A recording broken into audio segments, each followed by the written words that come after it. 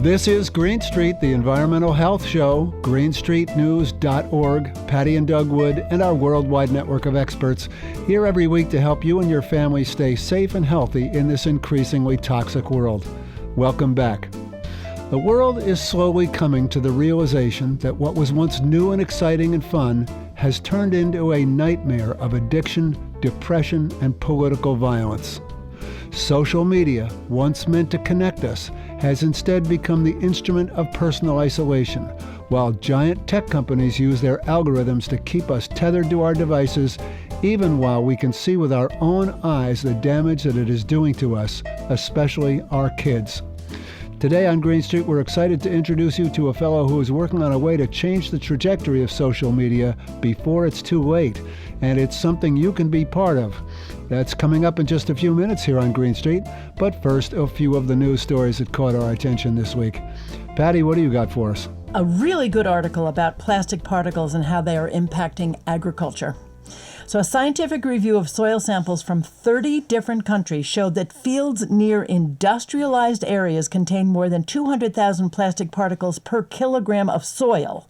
And a kilogram is about 3 pounds. I was just going to ask you, how much is a kilogram? Yeah. Okay. So according to the study's lead author, Joe Backdoor, a PhD candidate at Murdoch University in Australia, quote, "Microplastics are turning food-producing land into a plastic sink," end quote. Grief.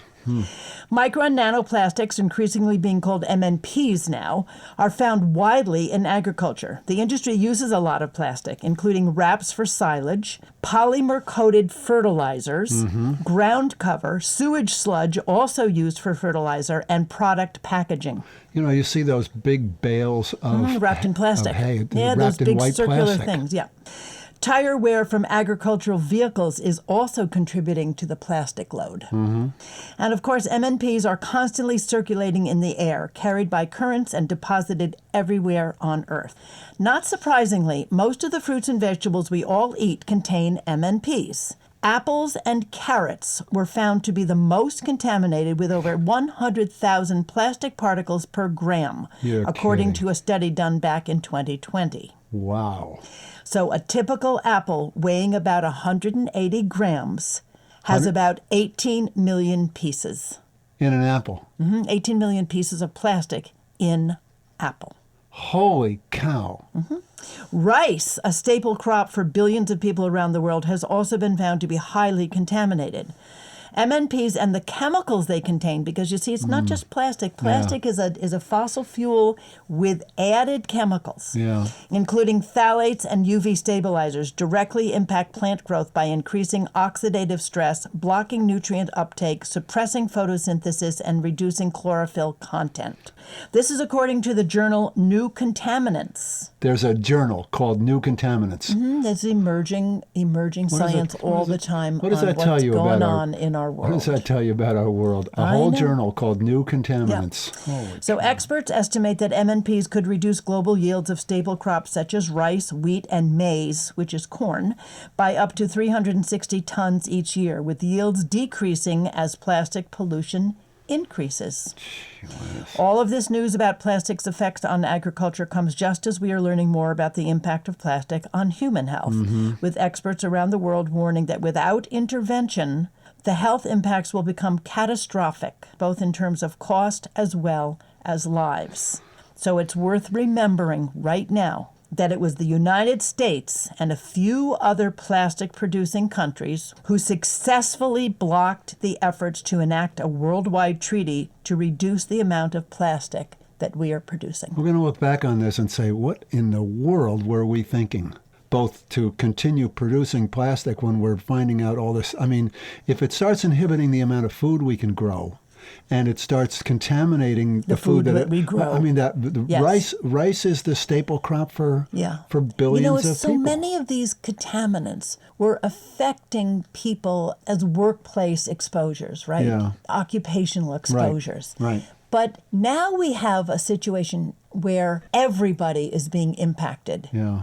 Every living thing is being impacted. Yeah. Can't it's get away not from it. just No those safe people who live near a plastics manufacturing plant, No safe or those place. people who are producing, plastic in some factory somewhere. No, it's all of us. Well, I have some good news from We the need city good of news. from the city of New Haven, Connecticut, where they are working on an ambitious geothermal energy network that will provide sustainable, low-emission heating and cooling to the city's historic Union Station, as well as a new public housing complex across the street with 1,000 units. This is part of the city's plan to decarbonize all municipal buildings and transportation by the end of 2030, which is coming up pretty quick. Yeah, 5 years That's is 4 nothing. years from now. Community geothermal networks are emerging as a promising way to reduce the use of fossil fuels for heating and cooling and reduce utility bills. These neighborhood-scale systems, and this is where they rip up the street. They basically put a pipe down the middle. Absolutely. And We everybody talked about this years ago when there were just a couple of communities, I think somewhere down south, Yeah. where they were building new communities and they were installing the geothermal system as they built those roads. And everybody in the community got these unbelievably low utility bills because they had Correct. geothermal built into the That's right. But community. it didn't really take off. This is a great article. Keep reading. Well, why didn't it take off? Because there are people who don't want it to take off. Here we go again. Money. An established Money. utility that's Money. making a lot of money. That's right. And they don't want to hear about geothermal because geothermal doesn't really cost that much. Samantha Danowski, state director of Sierra Club's Connecticut chapter, said, quote, "There's a lot of excitement around network geothermal because it actually offers solutions to a lot of problems. It can be a more equitable solution for a whole neighborhood, not just a single home." Which is true. So we're not having some rich guy put in a geothermal system for himself and save money. We're putting it in for everybody. Right. Everybody's getting it. There are a handful of networked geothermal systems around the United States owned by municipalities, private organizations, and universities. A couple of miles away from the Union Station project at Yale University, development is underway on a geothermal loop serving several science buildings. You know, this is smart not people. rocket science. No, it's not rocket Let's do science. this instead of nuclear. You think? Yeah.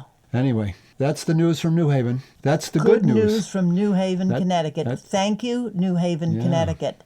Okay, we'll be right back. It was something new. It was exciting and it was amazing. A new way to communicate with each other. Something that could reduce misunderstandings and bring the world together. Except it didn't quite work out that way. Social media has become a menace in our society, undermining social norms, fueling mental health issues, spreading misinformation and disinformation, amplifying the voices of hate, and hijacking the time and attention of our kids, leading to depression and even suicide. But a man in Spain has an idea that just might change the way we use social media. Diego Hidalgo is an author, a diplomat, an entrepreneur, and a magician, and he's come up with an idea he calls Off February. Patty and I spoke with Diego earlier this week, and, well, I'll let him explain the idea. So I suppose you might know about Dry January, which is this campaign that started in the UK, I think 13 years ago, but which is now very sort of popular worldwide, that invites people to stop drinking alcohol during the month of January every year. And I always thought we should actually launch a sort of digital version of Dry January, invited people to being sort of digitally sober during 1 month. And, you know, it'd been some time, we said, oh, we should launch Off February. But, you know, what is it about? What are we going to ask people to do? What's going to be the challenge? Because if you ask people to drop their smartphones for a month, unless you're like me and you don't have one, then it's too imbricated in people's lives for it to work, probably. So we decided to focus on one of the many problems, which I think sort of composes a sort of like larger, broader picture problem of technology and humans, or hyperconnection and humans, which is social media. Because I think that now in 2025, 26, if you speak about social media, I think no one's going to tell you, oh, really? Is there a problem with social media? I think everybody's pretty much aware of this. Sure. So we basically came up with a simple challenge, which consists in deleting your social media apps from your smartphone for 28 days. We're not even asking people to delete their accounts or not to check their social media at all, because if they really had to, they can do that through a browser. But we want to kill that bridge towards a unintentional, a compulsive use of platforms, which roughly, depending on the countries and age ranges, but is basically responsible for stealing around, 50 to 60 hours of people's time every month on average. So of course, like a lot of people are below that average, and unfortunately, lots of them are above it. And the idea behind off February is not a sort of, to punish people or like to do something negative or to tell people that they're dumb because they're scrolling all day long. It's actually a positive message. It's actually you're the victim of a theft of your time and attention.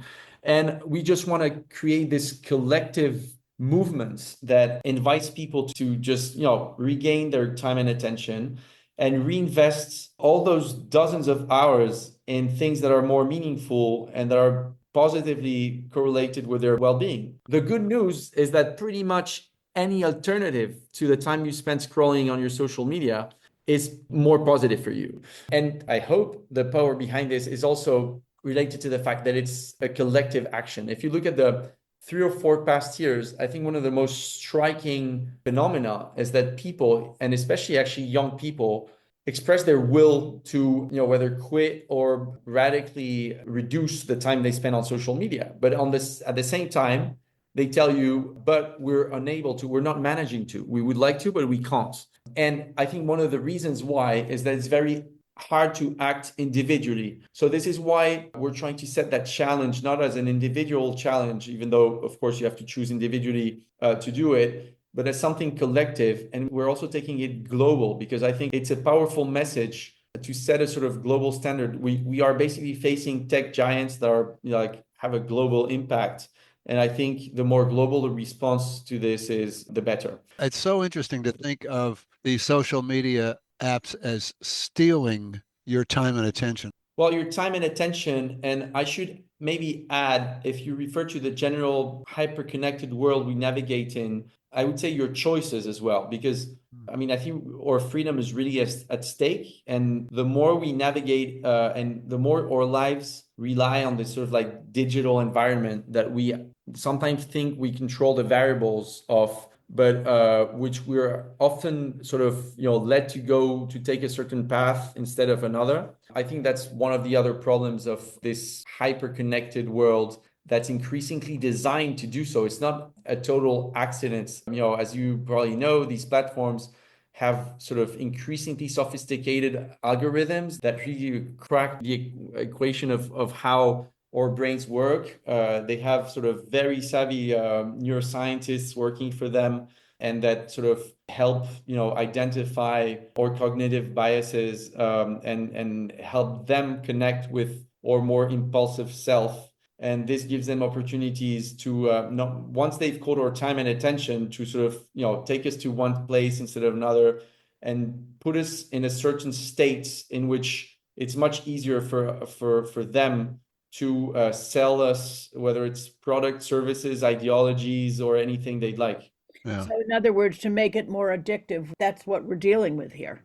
But I have to tell you, Diego, I go one further than you. I have a flip phone also, but I have no idea where it is. You actually have yours, and you know where it is. Mine could be in the glove compartment of my car. It could be in the bottom of a Oh, bag. I have Patty. no idea where it is. Okay, so now I'm really curious. Where did this come from? Where Yeah, let's go background. back. Let's go back a little bit and tell us a little So bit about. if you allow me, rewinding even further away. So I'm 42 years old, and when people ask me when I was roughly 17 years old what I wanted to do in my life, I would literally answer, I want to write books about the impact of technology in our lives, and I would Really? like one day to start a foundation that would promote a sort of broad reflection on these subjects. And people think it's so weird when I say that. They often ask me if I have experienced some trauma or something. And the closer to a trauma I can find is I realized that when I would spend time with my father prior to emails, we'd play and talk, and then emails came, and often my dad would basically spend most of the Saturday afternoon doing emails. And at some point I said, wait, are these technologies that seem to be increasingly invasive, even though they were actually much, much less invasive back then than now, especially because of smartphones, will they actually contribute to uniting us, to enrich the social capital and social relationships?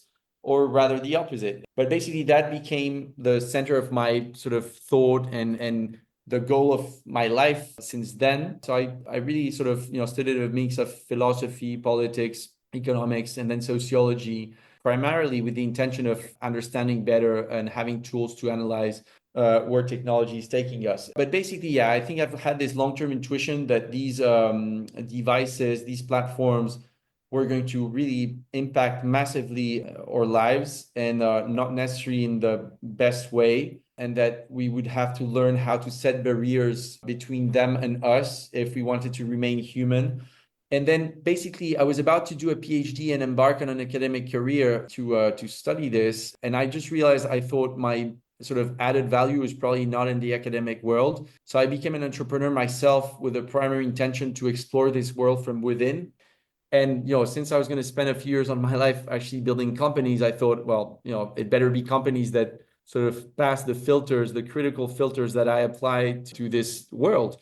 Okay, so you were an entrepreneur and you built a couple of businesses.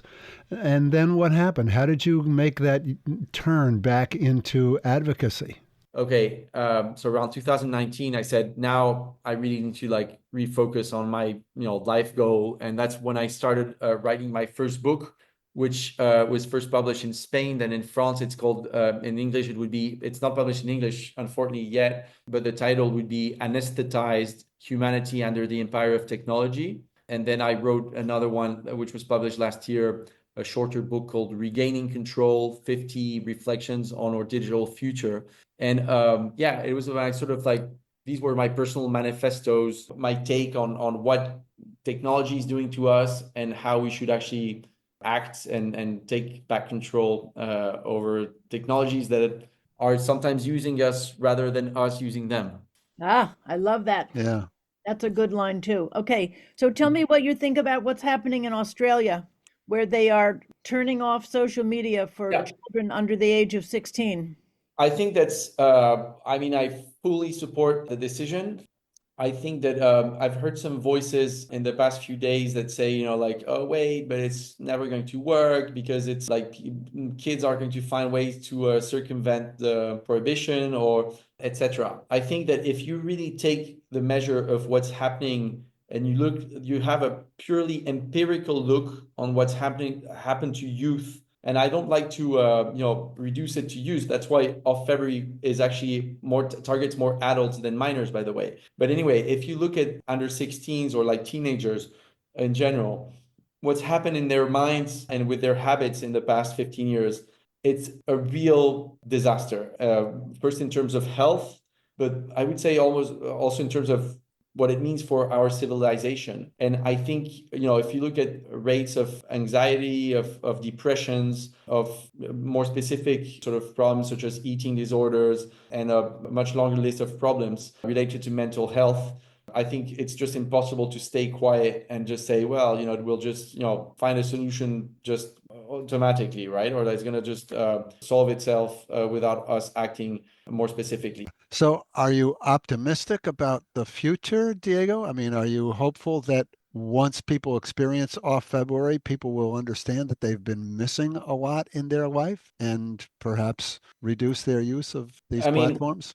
whether you think of Off February or Australia to have a little transition, I mean, it's not going to solve all the world's problems just with one action like that. Unfortunately, the problem is much broader to be solved with a magic wand. I'm a magician, by the way, so that was my first job. I've been a magician since I was a teenager myself. So there's actually lots of analogies Parallels. Yeah. you can draw between the way tech acts on us and the way magic does. So there are no magic wands, and we'll have to do a lot more. But what I believe and what I hope, at least about Off February, is that first of all, a digital pause is not enough. We have to change our habits in a much more profound way. We also have, for example, to act and to establish sort of proper regulation aiming at the industry itself and targeting the industry and not just people. We have to do a lot of regulatory work because we're building tools or accepting tools in our lives that are much more powerful than us in many ways. So it would be a fiction to think that assuming that we individually or with actions such as those is going to be enough. Having said that, We are definitely hoping with Off February to give back the taste to millions of people of all these hours that, as I said before, they've been stolen, and that we hope to give them back, or that they will, use Off February for to actually gain them back. And I hope that once they've tasted, had this like taste to all these dozens of hours they can spend doing all those things we mentioned earlier, it's going to have such a sweet taste that is going to be a powerful argument for themselves to actually drastically reduce their consumption of social media the rest of the year. If you continue the analogy with dry January, it seems that they actually tend to drink less the rest of the year as well. So it's not like they do 1 month off and then they just, drink. Go right back. Yeah. Right. Exactly. Exactly. But also there's a second point which I'm optimistic about, is that at least it's the intention we have with Off February, is that we're hoping to put this subject in all conversations. We hope to draw the attention of media, of like all sorts of media, further than just social media. We hope to speak about other subjects that we think are very important, such as, the general impact of being hyper-connected on the way we take decisions, on surveillance, for example, which I think is a very important aspect also of this world that relies more and more exclusively on digital platforms and tools. And maybe also a general sort of reflection on efficiency. Often we adopt these tools because they're easy to use. They make our lives, at least apparently, more efficient. So they help us to do more in less time. And I think we're often, especially with AI now, we're often pushed in a direction that invites us to delegate more and more faculties that actually are inherent to what makes us humans.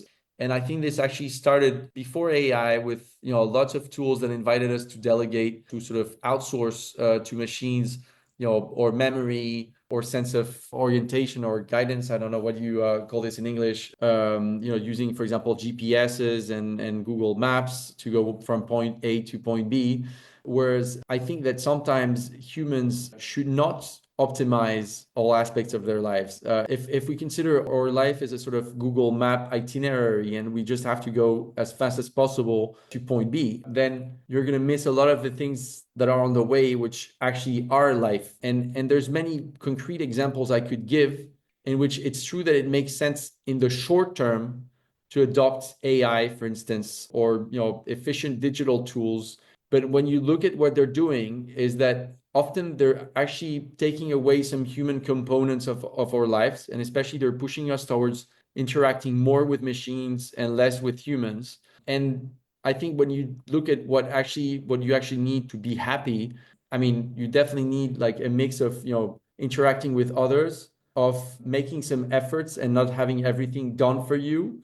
And I think you should also feel like responsible for your actions, which requires actually some degree of freedom, to choose by yourself your options in life. And I think, unfortunately, AI especially invites us to get rid of those three things, or to reduce drastically those three things, pushing us towards interacting more with machines than humans, towards getting things done for us without us having to do any effort, and to show us the best way AI considers for us, rather than us making a choice.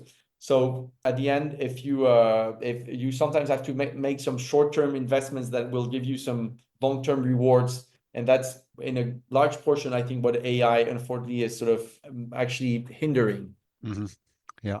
Are you going to have a hub for this so that if people hear about it, they can get more information about Off February? So yeah, we're launching this from the Off movement, which is a movement we launched in the beginning of last year, in the beginning of 2024.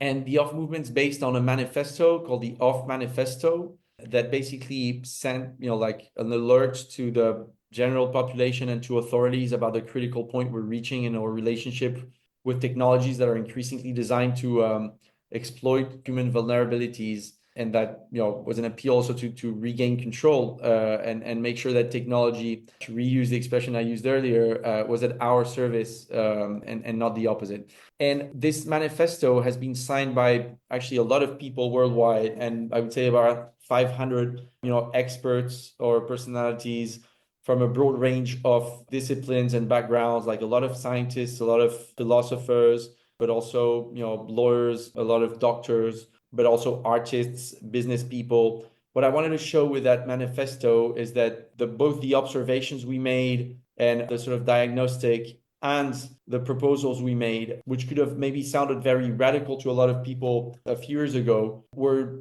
now accepted and endorsed by people who are not known to be radicals. And that's been the basis for our action. And what we try to do with the Off Manifesto is identify aspects of our existence in which we consider that there's a particular gap between the way technology is being used and deployed and human interests, and in which we're able to identify some leverages of effective change. It's not enough to understand what's going on. I sometimes bump into 10-year-olds who tell me exactly what happens in their brains when they scroll and talk to me about dopamine, and still it doesn't prevent them from falling into the trap. So we really need to take, and that's the sort of intention of the Off movement, is now let's go from reflection to action and find real ways to act. And our first initiative was about EdTech, about the deployment of all sorts of digital technologies in classrooms, which now we have a lot of evidence on the fact that they're detrimental to children's well-being and health, and that they contribute to this hyperconnection that's basically itself super correlated with their increase in mental health problems, amongst others. But also they're not useful in terms of learning. They're actually making it worse. And it's not a surprise, unfortunately, that we've seen a lot of studies which focus on the 42 most developed countries in the world, and which show that learning has basically plummeted since the early 2010s. And we also have a lot of evidence that the more you digitize a school system, the worse it performs. And still, we're investing hundreds of millions, if not tens of billions, actually, of dollars or euros each year in EdTech. So I understand the URL to learn more about this worldwide effort is off-february.com.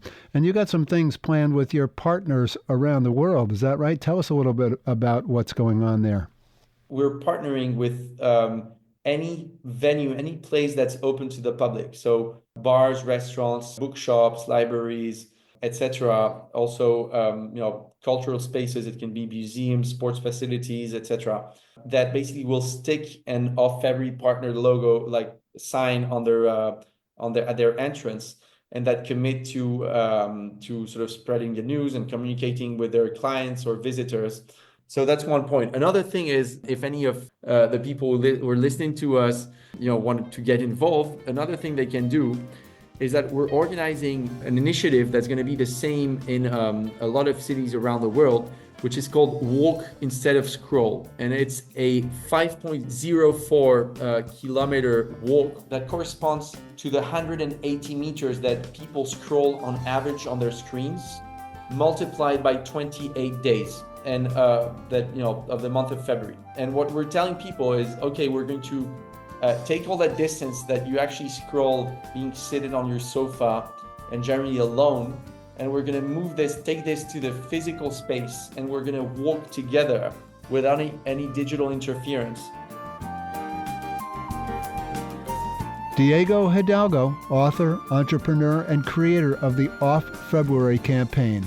You can learn a lot more about the campaign, including how you can get involved, at our program website, greenstreetnews.org. That's going to do it for this edition of Green Street. Many thanks to our friend Diego Hidalgo and all of you who listen to and support this show. Patty and I will be back next week with another edition of Green Street. Thanks for listening.